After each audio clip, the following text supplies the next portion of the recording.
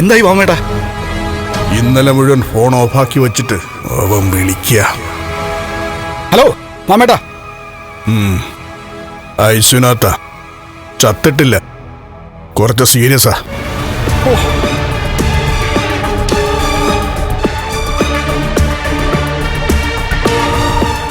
എന്നാ കൂടുതൽ സംസാരിക്കട്ടാ.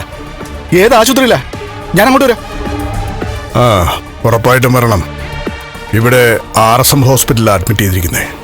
ശരി മാമേട്ടാ, ഞാൻ മോളെ കൂട്ടിട്ട് ദേ അങ്ങെത്തി. ശരി.